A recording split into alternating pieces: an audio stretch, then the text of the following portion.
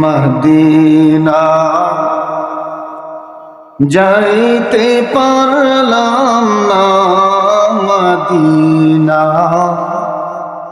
দেখতে পারলাম না। সবাই বলেন মদিনা যাইতে পারলাম না, মদিনা দেখতে পারলাম না। আমি অসহায় তাই এত দূরে রই, আমি অসহায় তাই এত দূরে রই, শুধু সালাম জানাই মদিনা যাইতে পারলাম না, মদিনা দেখতে পারলাম না।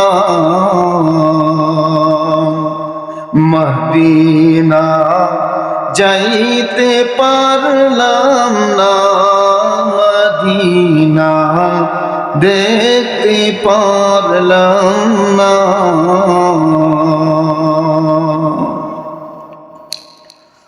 আলহামদুলিল্লাহ, মদিনার জামাত কামাল্লা দরবার শরীফের প্রতিষ্ঠিতা রাহবার মোহাম্মদ হাবিবুর রহমান খন্দকার পীর সাহেব রহমতুল্লাহ আলাইহির স্মরণে ও কবরবাসীদের রূহের মাগফিরাত কামনায় আজকের এই ইসলামী জলসার সম্মানিত সভাপতি হযরত উলামায়ে কেরাম, জাতির মাথার মুকুট হযরত উলামায়ে কেরাম, মুরব্বিয়ান আইজাম, আমার প্রাণপ্রিয় যুবক ভাইরা, পর্দার অন্তরালে অবস্থানগত পর্দানিশীন মা বোনেরা, আমরা সর্বপ্রথম সেই মহান রবের দরবারে লাখো কোটি শুকর আদায় করছি, যে মহান রব্বুল আলামিন আমাদেরকে আজকে এত সুন্দর মনোরম পরিবেশে ছোট্ট একটি জান্নাতের বাগানে আসার বসার তৌফিক দিয়েছেন। এজন্য আমরা মহান রবের দরবারে মুসলমানের জবান দিয়ে, ইমানি শক্তি দিয়ে, মুমিনের কণ্ঠ দিয়ে উচ্চ আওয়াজ করে বলি আলহামদুলিল্লাহ। এটা কোরআন হাদিসের মজলিস, জিকিরের মজলিস। এই মজলিসটার দাম আল্লাহ তাআলার কাছে বান্দার জন্য অনেক বেশি। সুবহানাল্লাহ। মজলিসটার দাম অনেক বড়। যেখানে জিকিরের মজলিস হয়, কোরআন হাদিসের আলোচনার মজলিস হয়, এই মজলিসটা এত দামি যে এই মজলিসটার চতুর্পাশ দিয়ে মহান রব্বুল আলামিনের রহমতের ফেরেশতারা চতুর্পাশ এরকম, এই যে সামিয়ানা দিছে না, বেড়া দিছে তো নাকি, এটা যেমন দায়িকা রাখছে, ফেরেশতাদের মাঝখানে এতটুকু জায়গাও খালি নাই যেখানে আরেকজন লোক অবস্থান করবে, ঠিক তেমনি ভাবে পুরা জায়গাটাকে বেষ্টন করে রেখেছেন।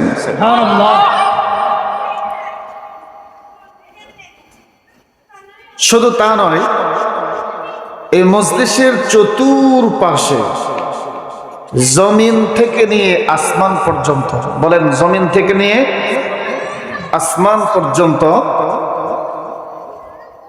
এক একজন ফেরেশতার কাঁধে এক একজন ভর করে করে করে করে জমিন থেকে আসমান পর্যন্ত পুরা মজলিসটাকে বেষ্টন করে, সুবহানাল্লাহ জোরে বলেন, আল্লাহর রহমত নাজিল হতে থাকে যতক্ষণ পর্যন্ত এই মজলিসটা চলে। যতগুলি মানুষ এখানে বসেছেন প্রত্যেকের উপরে আল্লাহর রহমত নাজিল হচ্ছে, বলেন সুবহানাল্লাহ। এই মজলিসের দাম কম না বেশি, ছোট না বড়? এই মজলিসে বসতে পারে আপনারা খুশি না বেজা? তাহলে খুশির আওয়াজ আরেকটু উচ্চ আওয়াজ করে মহান আল্লাহর বরাত্মতার বয়ান করে দেন, বলেন আলহামদুলিল্লাহ। আমি আবার সাদা কথা আওয়াজ করতাম পারি না, একটু কথা বললেন আমার সাথে, একটা বিষয় নিয়ে আলোচনা করবো নাকি কন? আচ্ছা, এত জিকিরের মজলিস, বিষয় নিয়ে আলোচনা করি। আমরা দুইটা বিষয় নিয়ে আলোচনা করব। কয়টা বিষয়? ঘন্টাখানিক সময় যদি পাই ইনশাল্লাহ এর ভিতরেই শেষ করব। কে বলেন? পৃথিবীতে এমন দুইটা আমল আছে, এমন দুইটা কি আছে বলেন? আমল, স্পেশাল দুইটা আমল আছে, যেই দুইটা আমল, এই আমলের প্রতিদান আল্লাহ দুনিয়াতেই মানুষকে দিয়ে দেয়। পরকালে তো দিবেই, দুনিয়ার মধ্যেই আল্লাহ কি করে, এই দুইটা আমলের প্রতিদান দুনিয়ার মধ্যেই বাস্তবতাটা প্রকাশ করার জন্য, এই নজিরাটা মানুষকে দেখানোর জন্য দুনিয়ার মধ্যেই দুইটা আমলের প্রতিদান আল্লাহ দিয়ে দেয়। দুইটা আমল কি? এক নম্বর আমল হলো, যারা নবীজির প্রতি বেশি বেশি দরুদ পাঠ করে, বলেন সুবহানাল্লাহ। কার প্রতি বলেন? দরুদ পাঠ করে। দরুদ এমন একটি আমল, যদিও ছোট, কিন্তু মর্যাদা তার অনেক বেশি। মর্যাদা তার অনেক কি বেশি। আল্লাহর হাবিব সাল্লাল্লাহু আলাইহি ওয়াসাল্লাম বলেন, মান সাল্লা আলাইয়া ওয়াহিদাতান সাল্লাল্লাহু আলাইহি আশারা। নবীজি বলেন, যে ব্যক্তি আমার নামে, আমার স্মরণে একবার দুরূদ শরীফ পড়ে, কয়বার বলেন? একবার। আমার উপরে একবার দুরূদ শরীফ পড়বে, আল্লাহ তাআলা তার উপরে 10টা রহমত নাজিল করবে। কয়টা রহমত? 10টি। শুধু তা নয়, 10টা রহমত দান করবে এবং 10টা মর্যাদা আল্লাহ বৃদ্ধি করবে। এই বান্দার 10টা গুনাহ আল্লাহ তাআলা মাফ করে দিবে। কোন বান্দা যদি শুধু একবার বলে, মনে করেন আপনি বড় দরুদরা পারেন না, শুধু এতটুকু পড়ছেন, আল্লাহুম্মা সাল্লি আলাইহি, বলেন আল্লাহুম্মা সাল্লি আলাইহি, অথবা আল্লাহুম্মা সাল্লি আলা মুহাম্মাদ। এটা পড়তে কি মুখ হইব? মুখ ব্যথা করব? বলেন আল্লাহুম্মা সাল্লি আলা মুহাম্মাদ। এতটুকু যদি কেউ পড়ে, সাথে সাথে আল্লাহ তার আমলনামায়, তার উপর আল্লাহ তাআলা 10টা রহমত নাযিল করে, 10টা গুনাহ তার মাফ করে দেয়, 10টা মর্যাদা বৃদ্ধি করে দেয়। আমল ছোট না, মর্যাদা অনেক বড়। মুসলমান ভাইরা আমার, আল্লামা শিবলি রহমতুল্লাহি আলাইহি, ইমাম আশরাফ আলী থানভী রহমতুল্লাহি আলাইহির ছোট্ট একটি কিতাবের মধ্যে লেখেন,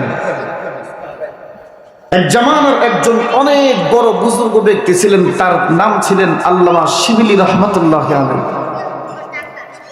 তিনি হজ করার জন্য মক্কায় গেছেন। যাওয়ার পরে যারা হাজী সাহেবগণ হজ করবেন, হজের একটা নিয়ম কানুন আছে এবং জায়গায় জায়গায় কিছু দোয়া আছে। এগুলি যেই যে স্থানে যাবে সেখানের কিছু দোয়া আছে, এই দোয়াগুলি পাঠ করতে হয়।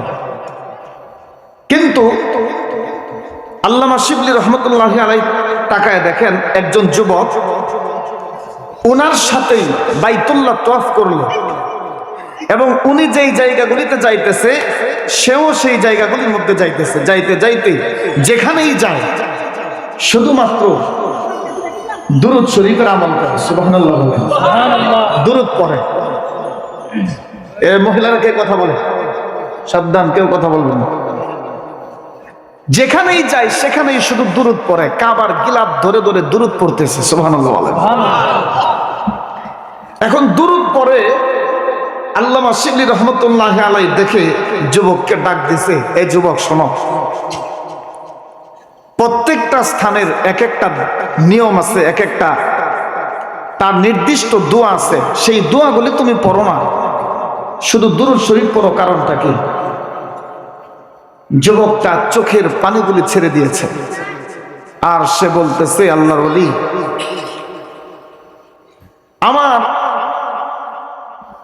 দুরূদ শরীফের আমলটা এত ভালো লাগে, রাসূলের শানে দুরূদ পড়তে এত মজা লাগে, এত ভালো লাগে। আর ভালো লাগার একটা কারণও আছে। যেই জিনিসের প্রতিদান আমি সহজে এবং সচক্ষে দুনিয়ার মধ্যেই পাইছি, তাহলে এই জিনিসের মর্যাদা আল্লাহ পরকালে কি পরিমাণ দিবে এটা কল্পনা করা যায় না। সুবহানাল্লাহ। আল্লামা শিবলি রহমতুল্লাহি আলাইহি বলতেছেন, কি এমন মর্যাদা তুমি দেখেছো তোমার নিজের চোখে দুরূদের আমলের মধ্যে? একটু বিস্তারিত বলবা কি? সুবহানাল্লাহ বলেন। আর একটু জোরে বলেন। যুবক তখন উত্তর করে, আল্লাহর ওলি শোনেন, হজ পালন করার জন্য কত দূর দূরান্ত থেকে মানুষগুলি, বিভিন্ন রাষ্ট্র থেকে মানুষগুলি এসে আল্লাহর ঘর তাওয়াফ করে, মদিনায় নবীজির রওজা জিয়ারত করে। আমার আব্বার সাথে আমিও একদিন হজ করার জন্য বের হয়েছিলাম। আমার আব্বা যখন জীবদ্দশায় ছিল, আমার আব্বার সাথে এমন একটা কাফেলা তৈরি হলো যারা সকলে মিলে হজ করার উদ্দেশ্যে রওনা হয়েছে, মক্কায় আসবে। ওগো আল্লাহর ওলি, আমিও আব্বার সাথে সেই কাফেলার মধ্যে ছিলাম। আমার আব্বার সাথে এই কাফেলা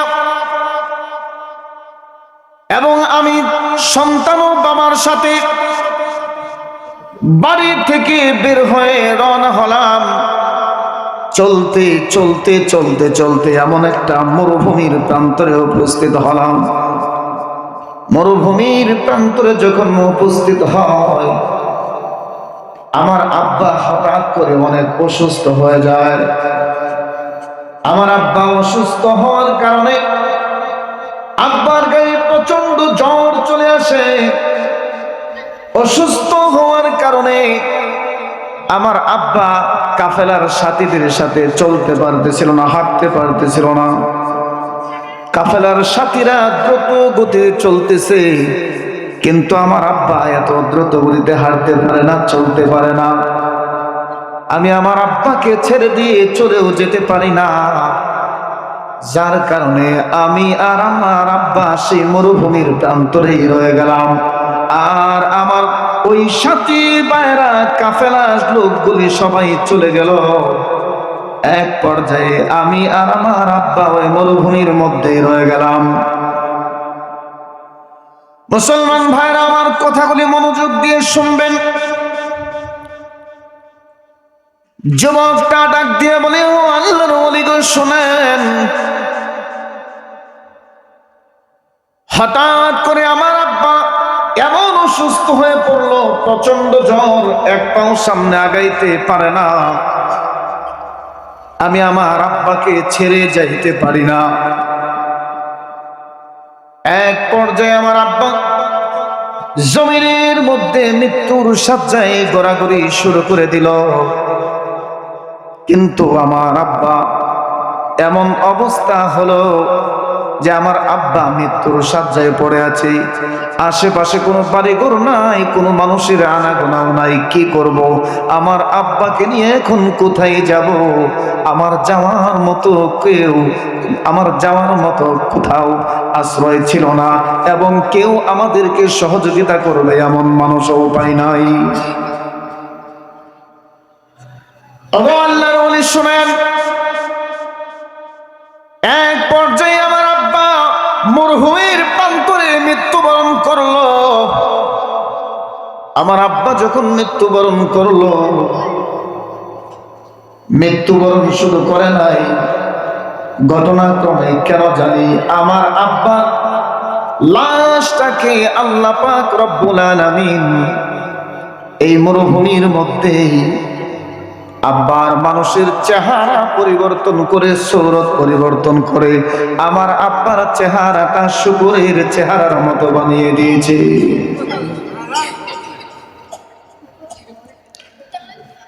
মুসলমান ভাইরা আমার, যুবক চোখের পানিগুলি ছেড়ে দিয়ে কান্দে আর ডাকে ডেকে ডেকে বলে,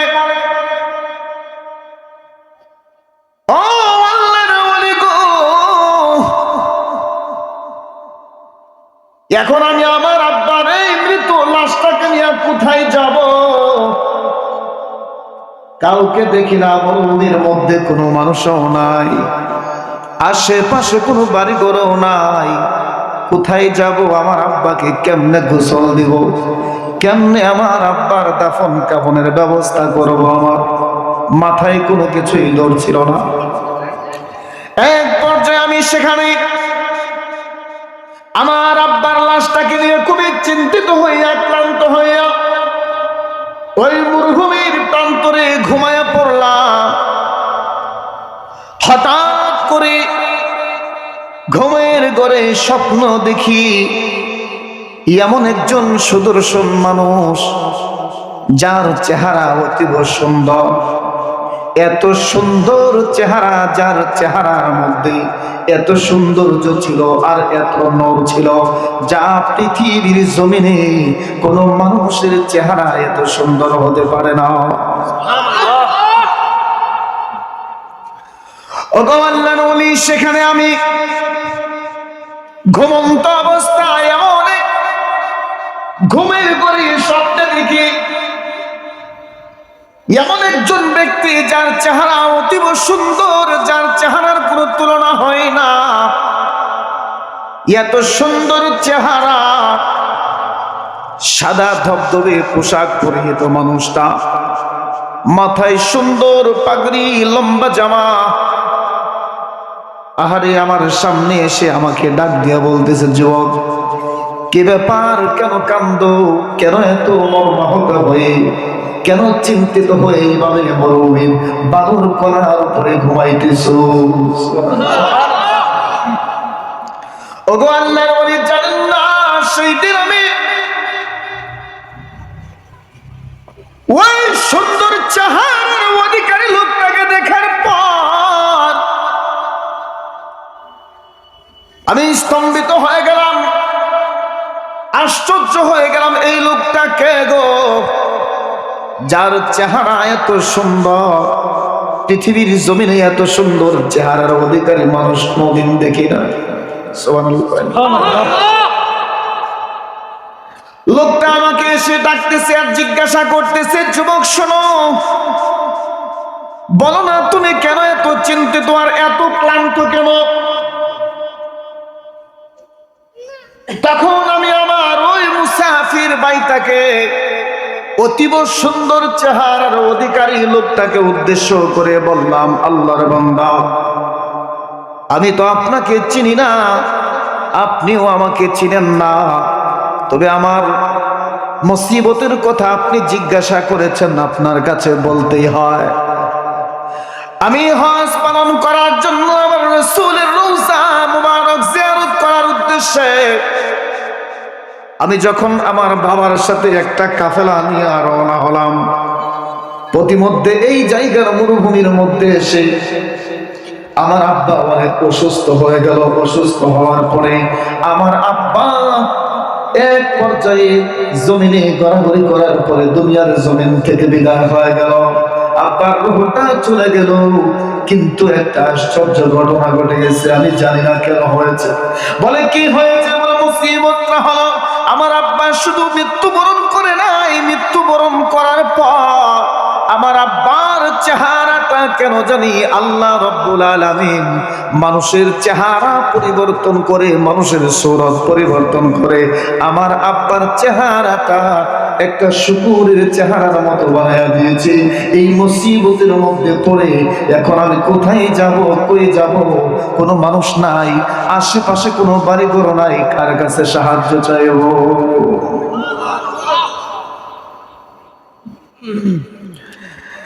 যুবক ডেকে বলে, ও আল্লাহর ওলি শুনেন, আমি যখন ওই সাদা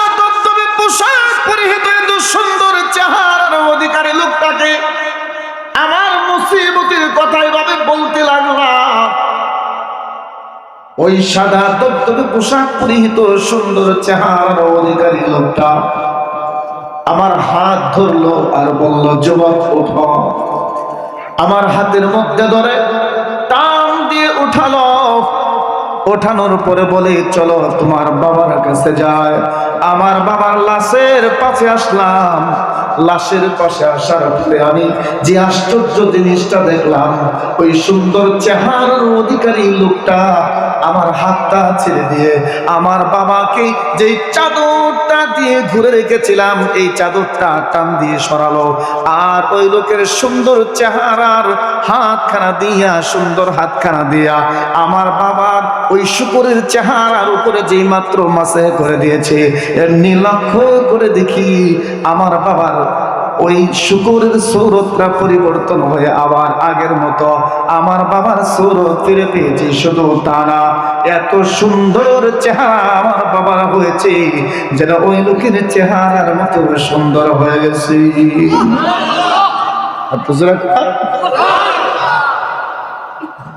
লোকটা তখন আমার কাছ থেকে চলে যেতে চাইলো।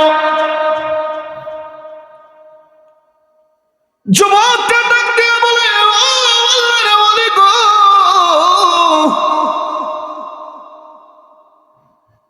অতীব সুন্দর চেহারার অধিকারী লোকটা আমার বাবার লাশের উপরে যেই মাত্র তার বরকতি হাতখানা মাসে করে দেয়, আমার বাবার শুকরের চেহারাটা পরিবর্তন হয়ে আবার মানুষের চেহারা হয়ে যায় এবং অতীব সুন্দর হয়ে যায়।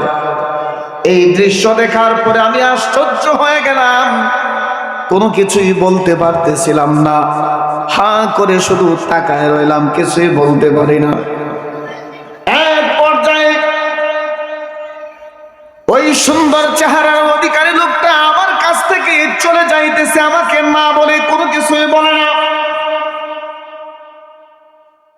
হঠাৎ করে যখন লোকটা আমার কাছ থেকে চলে যায়, আমি আর ঠিক থাকতে পারলাম না, দৌড়ে যাই লোকের পা দুইটা এরকম ভাবে জড়াইয়া ধরলাম,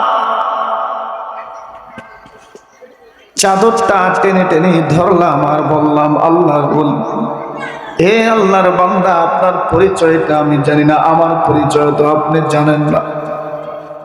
এই মরুভূমির মধ্যে আমার বাবার লাশটাকে নিয়ে কত মুসিবতে আমি ছিলাম। দুনিয়ার কোনো মানুষও দেখে না, আশেপাশে কোনো বাড়ি ঘরও নাই, কেউ আমাকে এই মুসিবত থেকে হেফাজত করবে, আমাকে একটু সাহায্য করবে, সহযোগিতা করবে, এমন কোনো মানুষ নেই। আমার বাবার মৃত্যুর সংবাদ দুনিয়ার কোনো মানুষের কান পর্যন্ত আমি দেই নাই। আপনি কোত্থেকে আসলেন, কেমন করে এসে আমার বাবার লাশের পাশে আইসা আমার বাবার এত বড় উপকার আপনি করলেন, আপনার পরিচয়টাকে একটু জানতে পারি? যুবক ডাক দিয়া বলে, আল্লাহর ওলি গো, শুনেন শুনেন,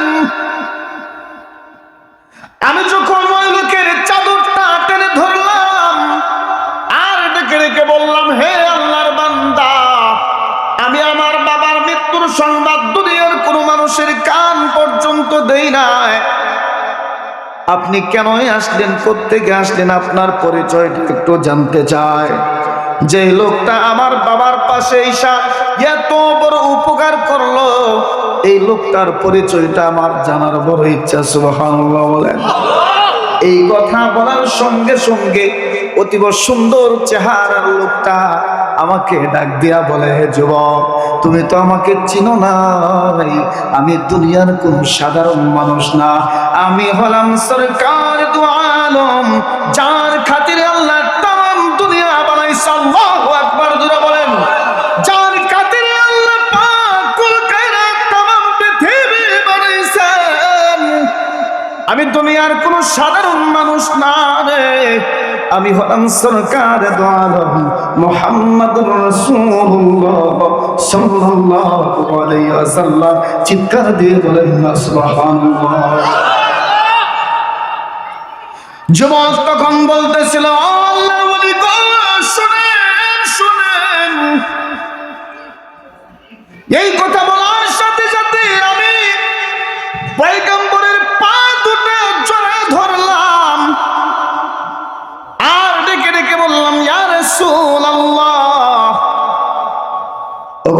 রহমতের নবী আমার বাবার মৃত্যুর সংবাদ আমি দুনিয়ার কোনো মানুষের কান পর্যন্ত দেই না। আপনি জানলেন কি করে? কেন আসলেন আমার বাবার পাশে? এসে এত বড় উপকার আপনি করলেন। এই মরুভূমির প্রান্তরে আমি আমার আব্বার লাশটা নিয়ে আমি বসে শুয়েছিলাম। আমি ক্লান্ত হয়ে মরুভূমির উপরে বিশ্রাম নিতেছিলাম। হঠাৎ করে ঘুমের স্বপ্নে আপনি চলে আসলেন। পয়গম্বর, জানতে চায় আপনি কি করে জানলেন আমার বাবার মৃত্যুর সংবাদ? জোরে কন্যা সুবহানাল্লাহ। রহমতে আলম নবী আমার, সরকার দু আলম নবী আমার ডাক দিয়ে বলে, যুবক শুন শুন, তোমার বাবা দুনিয়ার মধ্যে জীবদ্দশায় তোমার বাবা আমি রাসূলের শানে প্রত্যেক দিন কমপক্ষে 200 বার করে দরুদ শরীফ পড়তো। সুবহানাল্লাহ। আমি রাসূলের শানে 200 বার করে দরুদ শরীফ পড়তো। আহারে, যেই লোকটা শত ঝামেলার ভিতরে থাকার পরেও আমি নবীর শানে 200 বার করে দরুদ সালাম পাঠ করেছি। আহারে, মুমিন খেতে কামারে কাজ করে, মুমিন ডাক্তারি করে, সেখানেও দরুদ পড়ে। মুমিন ক্ষেতের লাইলে কাজ করে, জমিনে চাষাবাদ করে, সেখানেও দরুদ পড়ে। মুমিন রাস্তা দিয়ে হাঁটে, সেখানেও দরুদ পড়ে। যেই লোকটা শত ঝামেলার ভিতরে থাকার পরেও আমি রাসূলকে বলে না, আমি দয়ার নবী মায়ার নবী কেমনে আমার এই আশিকে রাসূলকে বলে যায়? চিৎকার দিয়ে বলেন না সুবহানাল্লাহ। সরকার দু আলম নবী আমার ডাক দেয়া বলে, যুবক শুন শুন শুন, যে লোকটা প্রত্যেকদিন 200 পার করে আমি রাসূলের সাথে দরুদ পড়ে, আল্লাহ পাক রব্বুল আলামিনের একজন ফেরেশতা আছে যার কাম এত বড়, পৃথিবীর এক প্রান্ত থেকে যদি কেউ দরুদের আওয়াজ দেয়, পৃথিবীর অন্য প্রান্ত পর্যন্ত ফেরেশতারা শুনতে পাই। বলেন সুবহানাল্লাহ। আলাইহা মালাইকাতুন গিলাযুন শিদাদুল লা ইয়াসুনাল্লাহ মা আমারহুম ওয়া ইয়াফআলুনা মা ইউমারুন। পৃথিবীতে এমন ফেরেশতা আল্লাহ নাযিল করেছে জানেন, যে ফেরেশতা যেখান থেকে আপনি দুরূদ ও সালামের আওয়াজ দিবেন, ওই ফেরেশতা যে কোনো প্রান্ত থেকে দেন না কেন, সেই ফেরেশতার কানে শুনতে পায়। বলেন সুবহানাল্লাহ। এবং সেটা রাসূলের রওজা মুবারকে পৌঁছায় দেয়। সুবহানাল্লাহ।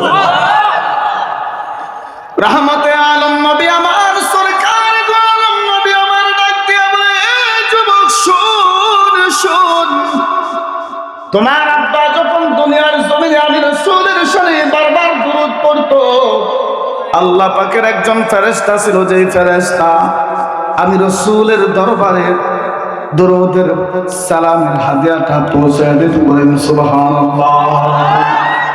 নারায়ে তাকবীর, নারায়ে তাকবীর। হুজুর আগমন আমাদের আজকের যিনি যার স্মরণে আজকে মাহফিল, ওনার বেশ হুজুর আগমন, সবাইকে শুভেচ্ছা স্বাগতম। হ্যাঁ, আলহামদুলিল্লাহ। লোক কই? মনির ভাই কই? নিয়ে যান হুজুর।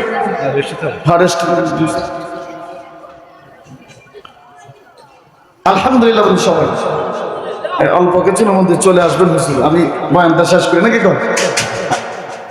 মুসলমান ভাইরা আমার, আল্লাহর হাবিব রাহমাতুল লিল আলামিন বলতেছিলেন, যুবক শোনো শোনো, আল্লাহ পাকের একজন ফেরেশতা ছিল যার মাধ্যমে আমি বিশ্ব নবীর কাছে দুরূদের সালামের হাদিয়াটুকু পৌঁছায় দেই। বলেন সুবহানাল্লাহ।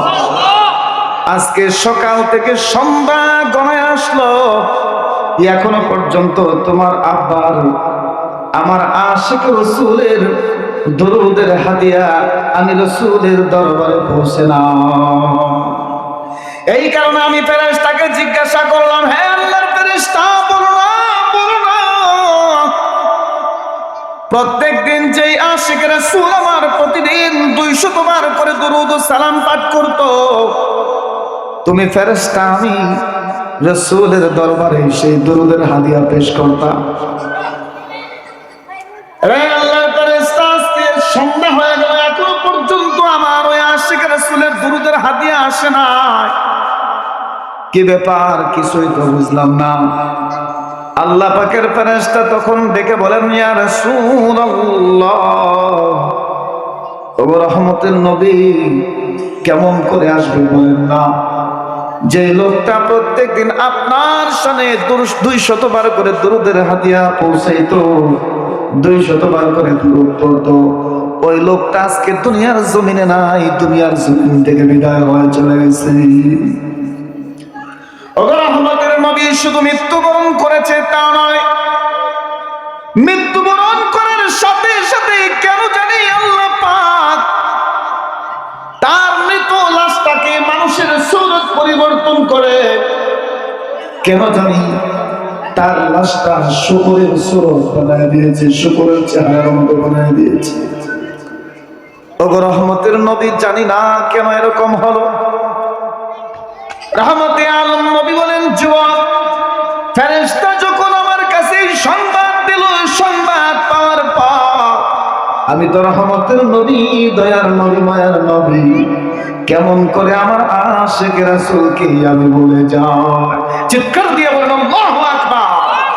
যার কারণে আমি তোমার বাবার লাশের পাশে আইসা আমার বরকতে হাত খাড়া দিয়া, আমার রহমতের হাত খাড়া দিয়া তোমার বাবার ওই যে শুকরের সুরত এর উপর মাসে করে দিলাম, সাথে সাথে আমার হাতের বরকতে আল্লাহ রাব্বুল আলামিন তোমার বাবার শুকরের চেহারাটা পরিবর্তন করে আবার মানুষের চেহারা পরিণত করে দিয়েছে এবং জান্নাতি একজন মানুষের সুরত বানিয়ে দিয়েছে।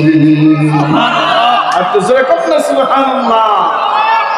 মদিনা যাইতে পারলাম না, মদিনা দেখতে পারলাম না, সবাই বলেন মদিনা নাম কত মধু,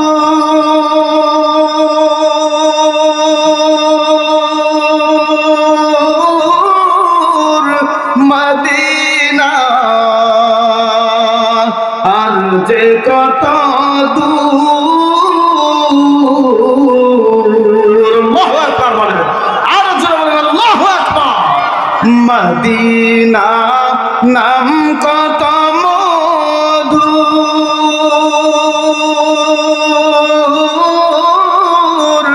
মদিনা আর যে কত দূর। ওই মদিনার পথের ধুলি আমি, ওই মদিনার পথের ধুলি আমি মাপতে পারলাম না, মদিনা যাইতে পারলাম না, মদিনা দেখতে পারলাম না। রাসূলের রওজা মুবারক দেখার ইচ্ছা আছে তো ইনশাআল্লাহ? আশা বাসনা আছে তো ইনশাআল্লাহ? মনে কে কে দেখার ইচ্ছা আছে? নারায়ে তাকবীর। আল্লাহ আমাদের সবাইকে নবীজির রওজা জিয়ারত করার তৌফিক দান করুক, সকলে বলে আমিন। মুসলমান ভাইরা আমার, বলতেছিলাম যুবকটা স্বপ্ন থেকে ঘুম থেকে জাগ্রত হয়ে যায়, ঘুম থেকে জেগে দেখে বাবার লাশের পাশে বাবার লাশটার শুকরের চেহারা পরিবর্তন হয়ে গেছে। সুবহানাল্লাহ। এত সুন্দর চেহারা হয়েছে, আহারে লীলা খেলা কার বলেন? জোরে বলেন না কার? আল্লাহ ইচ্ছে করলে পারে কি পারে না? যুবক দেখে এখন বাবার লাশ মরুভূমির প্রান্তরে পড়ে আছে মানুষের চোরাই। এখন কেমনে বাবার লাশটা দাফন কাফনের ব্যবস্থা করবে? আহারে রাত্র শেষ হয়ে গেছে, সকাল যখন হয়ে গেছে, যুবক মরুভূমির প্রান্তরে তাকায় দেখে চতুর্দিক থেকে কোদাল নিয়া, কেউ পাতি নিয়া, আবার কেউ খাট যেটা দিয়ে নিয়া লাশ দাফন করবে। মানে এক কথায় কাফন দাফনের যত ব্যবস্থা আছে চতুর্দিক থেকে লোকজন চলে এসেছে। বলেন সুবহানাল্লাহ। আর তো জোরে কন্যা সুবহানাল্লাহ। যখন লাশের পাশে সবাই চলে আসলো, এই লোকগুলির চেহারা এত সুন্দর, এত সুন্দর। আরে এত লোক কোত্থেকে আসলো? যুবক এই লোকগুলিকে উদ্দেশ্য করে ডাক দিয়ে বলে, হে আল্লাহর বান্দারা শুনেন, আমি আমার বাবার মৃত্যুর সংবাদ দুনিয়ার কোনো মানুষের কান পর্যন্ত দেই নাই। আপনি জানলেন কি করে? আপনারা কেমন করে শুনলেন? কেমন করে? আমার বাবার লাশের কাফন দাফনের ব্যবস্থা করার জন্য চলে আসছেন। সুবহানাল্লাহ বলেন। লোকেরা উত্তর করে, যুবক শোনো, যুবক শোনো, শোনো, ওই যে রাতের বেলা একটা আওয়াজ পাইলাম, আমরা তো ঘুমের ঘরে ছিলাম, রাতের বেলা কে জানি মানুষের বাড়িতে বাড়িতে যাইয়া, ঘরে ঘরে যাইয়া আওয়াজ পৌঁছায়া দেয়। কে জানি আসমান থেকে একটা গাইবে আওয়াজ এসেছে।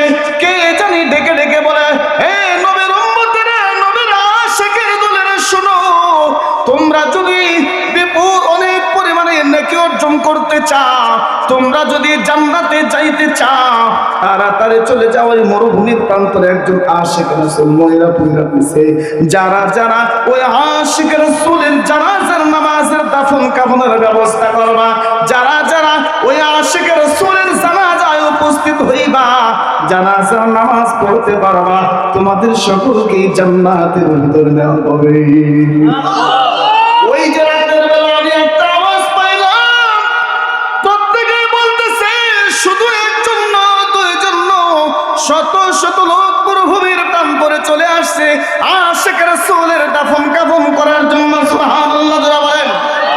লোকেরা সবাই বলে, ওই যে রাতের বেলা আওয়াজ পাইলাম, কে জানে আমাদেরকে দেখে যায়। তোমরা যদি আশিক রাসূল হতে চাও, তোমরা যদি নবীর সাথে জান্নাতে যাইতে চাও, ওই যে নবীর আশিক রাসূল একটা মরুভূমির প্রান্তরে পয়রা ময়রা রইছে, তার জানাজার নামাজটা পড়ে আসো। ওই এলান শোনার পর থেকে ঘুম হয় না। সকালবেলা ফজরের নামাজ পড়ে সবাই মরুভূমির প্রান্তরে চলে এসেছে। চিৎকার দিয়ে বলেন না সুবহানাল্লাহ। এজন্য আশিক রাসূল হতে হলে নবীর উপরে দরুদের আমল করতে হবে। কথা বলেন ঠিক না ঠিক? আমল যদিও ছোট, কিন্তু মর্যাদা তার অনেক। কথা বলেন কম না অনেক বড়? ছোট না বড়? কম না বেশি? আমল ছোট, মর্যাদা অনেক বেশি। সুবহানাল্লাহ। মুসলমান ভাইরা আমার, বলেছিলাম দুইটি আমল। এক নম্বর আমল হলো যে আমলের দ্বারা দুনিয়ার মুসিবত দূর হয়ে যায়, দুনিয়াতে আল্লাহ প্রতিদান মানুষকে দিয়া দেয়। এটা এক নাম্বার হলো, এক নাম্বার আমল হলো দরুদের আমল। করবেন তো ইনশাআল্লাহ? রাস্তায় চলতেছেন, দুরূদ পড়বেন। যদি পুরা দুরূদ না পড়েন, আল্লাহুম্মা সাল্লি আলা মুহাম্মদ, আল্লাহুম্মা সাল্লি আলা মুহাম্মদ, এতটুকু তো পড়তে পারবেন নাকি? না, একবার পড়বেন, আল্লাহ সাথে সাথে আপনার উপরে 10 বার রহমত নাযিল করবে। যেখানেই যাবেন, শরীর যতক্ষণ পাক আছে, পবিত্র আছে, পড়তে থাকবে।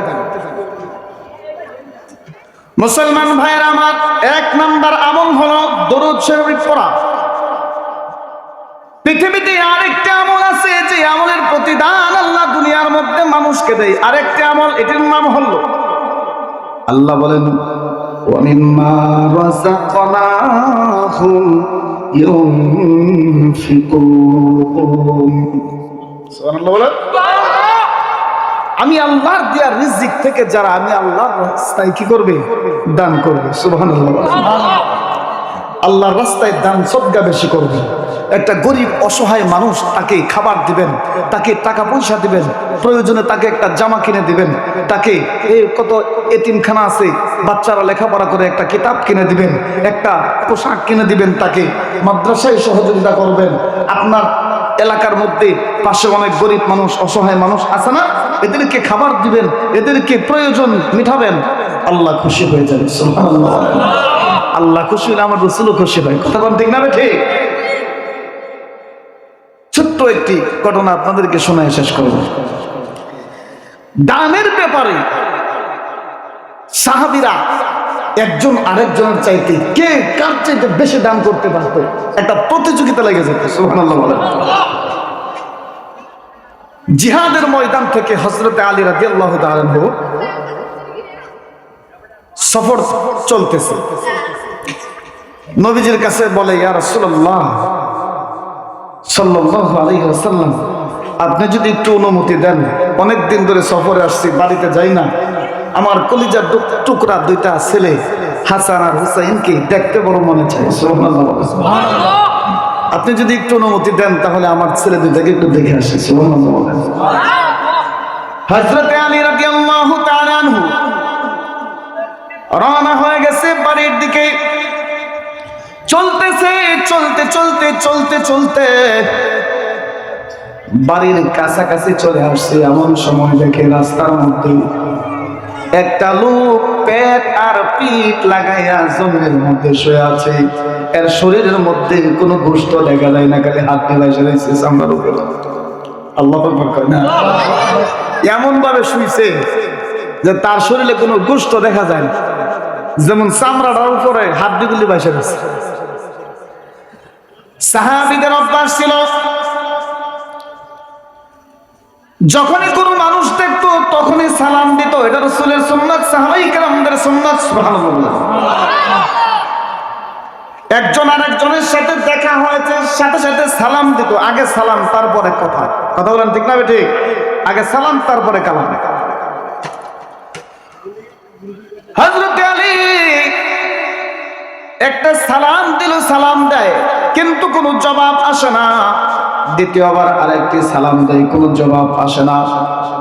তৃতীয়বার আরেকটি সালাম দেয় কিন্তু কোনো জবাব আসে না। চতুর্থবারের মাথায় সালাম দেওয়ার আগে লোকটা ডাক দেয়া কয়, ও আলী রে, আমাকে সালাম দিলে কি হবে? সালামের জবাবটুকু দেব, এতটুকু শক্তি আমার গায়ে নাই। এ আলী শোনো শোনো, সালাম দিয়ে আমাকে শান্ত করা যাবে না। আমাকে যদি শান্ত করতে হয়, আমি অনেক দিন যাবত না খাইয়া রয়েছি, ক্ষুধার যন্ত্রণা সহ্য করতে পারতেছি না। আমাকে যদি শান্ত করতে হয়, কিছু খাবার আমাকে দিতে হবে। খাবার খাইয়া তারপরে আমি যদি পেটের ক্ষুধা নিবারণ করতে পারি, তারপরে আমি তোমার সালামের জবাব দেব, কথা বলবো। হযরত আলী ডাক দিয়া বলে, মুসাফির ভাই, আমার কাছে কোনো খাবার নাই, আমি সফর থেকে এসেছি, এখনো পর্যন্ত বাড়িতে পৌঁছাইতে পারি না। এখন তো আমার কাছে এখনো পর্যন্ত কোনো খাবারের ব্যবস্থা নাই। তবে ওই যে দেখা যায়, চলো আমার বাড়ি কিছু দূর, আমার বাড়ি দেখা যায়, আমার বাড়িতে যদি তুমি যাও তোমাকে অনেক খাবার দিব। বলেন সুবহানাল্লাহ। হযরত আলী কেমন দানের ইয়া ছিল জানেননি? দানের কথা শুনতে দেরি হয়েছে কিন্তু হাতরা দিতে দেরি হয়েছে না। সুবহানাল্লাহ বলেন। যা সে তাই দিয়ে দিত। সুবহানাল্লাহ বলেন। হযরত আলী ডাক দিয়া বলে, ভাই ওই যে চলো আমার বাড়ি দেখা যায়, তুমি যদি আমার বাড়িতে যাও আমি তোমাকে খাবার দিব, আমার সাধ্য অনুযায়ী যা পারি তা দিব তোমাকে। দেখি বাড়িতে কোনো খাবার আয়োজন হয়েছে কিনা। লোকটা ডাক দিয়ে বলে, আমি যে তোমার সাথে বাড়িতে যাব, হেঁটে হেঁটে পায়ের মধ্যে এমন শক্তি নাই, আমি তো উঠে দাঁড়াইতেই পারি না, কেমনে যাব? তবে তুমি যদি আমাকে বাড়িতে নিতে হয়, তোমার কাঁধে কইরা নিয়ে আমাকে বাড়িতে নিয়ে যাও। সুবহানাল্লাহ। আমরা হইলে কইতাম, ভিক্ষাও দিন বাবা, তোরে কান্দ করে লয়ে যান, লাত্তিতে ফেলাইতে যেতাম। এরকম লোক আছে না? ভিক্ষুক যদি ভিক্ষা চায়, হয় দেখবেন দূর করে তাড়ায় দেয়, দেখে দেয় না? এই স্বভাবের কিছু মেজাজের লোক আছে না? না না, সাহাবায়ে কেরামদের স্বভাব এমন ছিল না।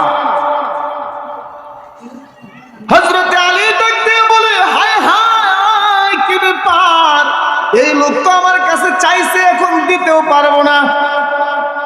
এখন যদি তাকে বাড়িতে নিতে হয় তারপরে কাঁধে কইরা নিয়ে যাইতে হবে। এখন পড়ছিনি মুসিবত, আরে মুসিবত। এখন যদি না নিয়ে যায়, হয়তো সীমিত সময়ের জন্য আমি এই লোকটার কাছ থেকে বাঁচতে পারলাম। কিয়ামতের দিন আল্লাহ পাক যদি আমাকে জিজ্ঞাসা করে, আলী দুনিয়ার জমিনে তোমাকে নিয়ামত তো কম দেই নাই, ভিক্ষুক ভিক্ষা চাইছে, ভিক্ষুককে ভিক্ষা দিতে পারো না কেন? কথা কোন ঠিক না? আরে সাহাবীদের অন্তরে জাহান্নামের ভয় ছিল, আল্লাহ পাকের ভয় ছিল। কথা কোন ঠিক না?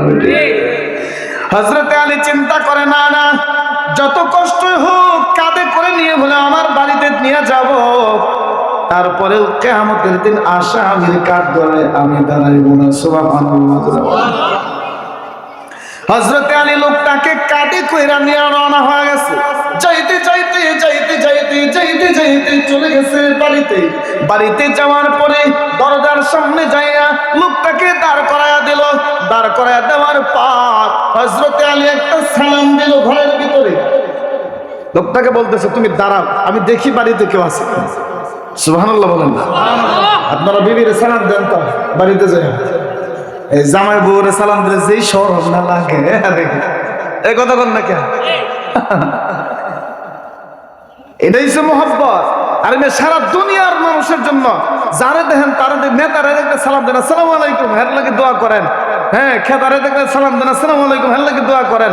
বন্ধুরা দেখলে বন্ধুরে সালাম দেন আসসালামু আলাইকুম, হের লাগে দোয়া করেন। মা বাপরে আর বউরে সালাম দিতে কত কষ্ট যে লাগে, মানে এর মানে মা বাপের লাগে দোয়া করতো না। এই কথা বল না কেন? বউর লাগে দোয়া করতো না। আরে সালামই তো আপনি সালাম দিছেন, আরে তোমার উপরে শান্তি বর্ষিত হোক আল্লাহর পক্ষ থেকে। সুবহানাল্লাহ বলেন। তোমার উপর রহমত বর্ষিত হোক, আল্লাহ তোমার গুনাহ মাফ করো। সালাম দিবেন তো বাড়িতে যাই। রাত্রে গভীর রাত্রে আসছেন, আইসা বাড়িতে টুক টুক আওয়াজ না করে আর নাই কইবেন যে ও কালার মা তাড়াতাড়ি খোলো না, আগে সালাম দিবে। মুসলমান ভাইরা আমার, আল্লাহর নবীর সাহাবী হযরত আলী একটা সালাম দেয়। সালাম দেওয়ার পরে ভিতর থেকে শোনা যায় কে জানি একটা দৌড় দিছে, দৌড় দিয়ে ঠাম করে দরজা খোলার আগেই ভিতরে কে জানি পড়ে গেছে। হযরত আলী ভাবছে হয়তো কোনো বস্তা অথবা কোনো কিছু উপর থেকে নিচে পড়েছে। আরে কেমন কষ্ট ছিল। আজকে আমাদের খাবারের অভাব নাই, আমাদের পোশাকের অভাব নাই। আজকে আমাদের খাবারের অভাব নাই, পোশাকের অভাব নাই, টাকা পয়সা অভাব নাই, গাড়ি বাড়ির অভাব নাই, কিন্তু অভাব আছে ঈমান এবং আমলের। কথা বল না কেন? সাহাবায়ে কেরামের টাকা পয়সা ছিল না, পোশাক ছিল না ভালো, খাবার ছিল না ভালো, এরপরেও এক চুল পরিমাণ ঈমান ছাড়ে নাই। মৃত্যুর শয্যায় অবস্থায় কালিমা পড়েছে, ঈমান ছাড়ে নাই। কথা বল না কে? ঠিক না বেশি? হযরত আলী বুঝতে পারলো উপর থেকে কে জানি ধপ করে পড়লো। এতক্ষণ পর্যন্ত ডাকতেছে, কেউ সাড়া দেয় না। আহারে দরজাটা জোর জুলুম করে এরকম ভাবে ভাঙলো। ভেঙে দেখে যেই মাত্র দরজার ভিতরে ঢুকছে সরকারে তো আলম নবী, আমার রহমতের নবী, কলিজার টুকরা হাসান হুসাইনের মা ফাতেমা রাদিয়াল্লাহু তাআলা জমিনের মধ্যে পড়ে আছে। হযরত আলী আশ্চর্য হয়ে গেল, হাসান হুসাইনের মা, কি ব্যাপার, কি ব্যাপার? প্রত্যেকদিন একটা ডাক দেওয়া মাত্রই সালাম দেওয়ার সাথে সাথে দরজা খুলে দাও। আজকে সালাম দিলাম, ডাকও দিলাম, দরজাও খুললো না। এখন দেখি জমিনের মধ্যে পড়ে আছো, কি ব্যাপার বুঝতে পারলাম না। হযরত ফাতেমা চোখের পানিগুলি ছেড়ে দেয় আর কান্না করে, প্রাণের স্বামী গো, আপনি তো সফর চলে গেছেন, সফর থেকে আসছেন, আপনি জানেন না আজকে কয়েকদিন ধরে আমার ঘরের ভিতরে চুলায় আগুন জ্বলে না,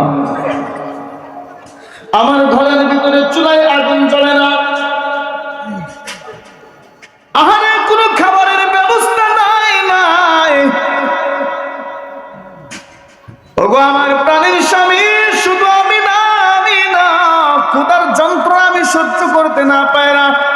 যেই মাত্র সালাম দিয়েছেন আমি মনে করেছিলাম আমার স্বামী এসেছে, দরজাটা খুলে দিব।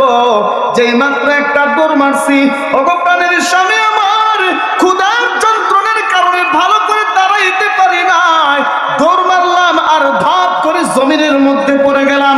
চিৎকার দিয়ে বলেন আল্লাহু আকবার। আরে মুসলমান, আজকে খাবারের অভাব নাই, পোশাকের অভাব নাই, কিন্তু ঈমান আমলের বড় অভাব। কথা কোন ঠিক না বেঠে?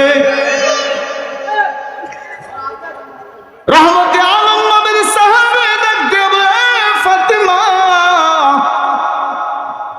তুমি জমিনের মধ্যে পড়ে আছো, আমার কলিজার টুকরা দুইটা কোথায়? ফাতেমা চোখের পানি গুলি ছেড়ে দেয় আর ডেকে ডেকে বলে, প্রাণের স্বামী ওই যে দেখেন আপনার দুইটা সন্তান হাসান আর হুসাইন কয়েকদিন যাবত না খাইয়া রাতের বেলা ঘুমাই, দিনের বেলাও মাঝে মধ্যে যখন আইসা ডাক দিয়ে বলে, আম্মা আমাদের জন্য কোনো খাবারের ব্যবস্থা হয়েছে নি? তখন আমি তাদেরকে বুঝতেই আর বলি, না না কোনো খাবারের ব্যবস্থা হয় নাই, তবে তোমার আব্বা যদি সফর থেকে ফিরে আসে তোমাদের জন্য খাবারের ব্যবস্থা করবে। ওগো রহমতে আলম নবীর সাহাবী আর প্রাণের স্বামী, আপনার কলিজার টুকরা দুইটা সন্তান আজকে কয়েকদিন হয়ে গেল খাইতে পারে না, না খায়া ঘুমায় রইছে। আমি ফাতেমা জমিনে পড়ে গেছি, এখন বুঝেন আপনার সন্তানের কি অবস্থা হয়েছে।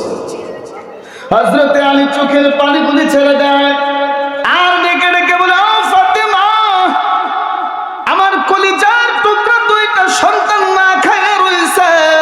আমার বিবি যিনি হবেন জান্নাতের মহিলাদের সর্দান্নে মা ফাতেমা, সুবহানাল্লাহ জোরে বলেন। আমার প্রাণের বিবি ফাতেমা না খাইয়া ক্ষুধার যন্ত্রণায় জমিনে পড়ে আছে।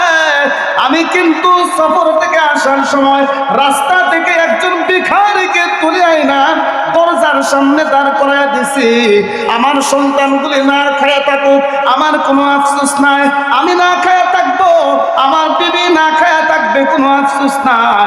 কিন্তু ঘরের বাইরে যে লোকটাকে আনছি, এই লোকটার কি অবস্থা হবে? সুবহানাল্লাহ। কার জন্য চিন্তা করে? আমরা ওই লোকের দাম খাবার আগে নিজের ফেরত দিই, কি কর? আগে নিজে খাই, তারপরে মানুষের থাকলে খাওয়াবো। সাহাবায়ে কেরামের আদর্শ হলো না, আগে আমার সাথী ভাইকে খাওয়ায় তারপরে আমি খাবো। কথা কোন ঠিক না ঠিক? ফাতেমা শুনো শুনো, এখন দরজার আড়ালে যে লোকটাকে রেখে এসেছি, ভিখারিকে কেমনে খাবার দিব? আল্লাহু আকবার। নবীজির কলিজার টুকরা ফাতেমা ডাক দিয়ে বলেন, প্রাণের স্বামী গো, চিন্তা করার কোনো কারণ না।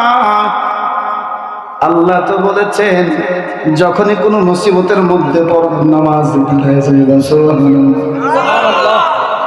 নামাজ পড়ে আল্লাহর কাছে দোয়া করবা, নামাজের মাধ্যমে চাইবা, আল্লাহ তোমার সমস্ত চাওয়া পূরণ করে দিবে। বলেন সুবহানাল্লাহ। নারে তাকবীর, নারে রিসালাত। পিসা হুজুরের আগমন, পিসা হুজুরের আগমন। নারে তাকবীর, নারে রিসালাত। মদিনার জামাত, মদিনার জামাত। আলহামদুলিল্লাহ। আমার আলোচনা তো আপনারা প্রায় সময় শুন, ঠিক না? মসজিদে যেহেতু আপনাদের এলাকার পাশে আসি, আরো শুনতে পারবেন ইনশাল্লাহ। হুজুর যেহেতু চলে আসছে, হুজুর কথা বলবে, তারপরে ইনশাল্লাহ জিকির হবে, এরপরে আপনাদের জন্য তাবারকের ব্যবস্থাও আছে ইনশাল্লাহ। সবাই আখিরে মুনাজাত করে ইনশাল্লাহ যাবেন, পারবেন তো ইনশাল্লাহ? আমার আলোচনার মূল জায়গা ছিল কয়টা? দুইটা পয়েন্ট। একটা হচ্ছে পৃথিবীতে দুইটা আমল আছে। কয়টা আমল বলেন? যে আমলের প্রতিদান আল্লাহ দুনিয়ার পরকালে তো দিবেই, দুনিয়ার মধ্যেই দেয়া দেয়। সুবহানাল্লাহ বলেন। একটা হচ্ছে নবীজির শানে বেশি বেশি দরুদ পড়বেন, কি করবেন? আরেকটা হচ্ছে বেশি বেশি দান সদকা করবেন, পারবেন তো ইনশাআল্লাহ? আল্লাহ আমাদের সবাইকে তৌফিক দান করুন, সকলে বলে আমিন।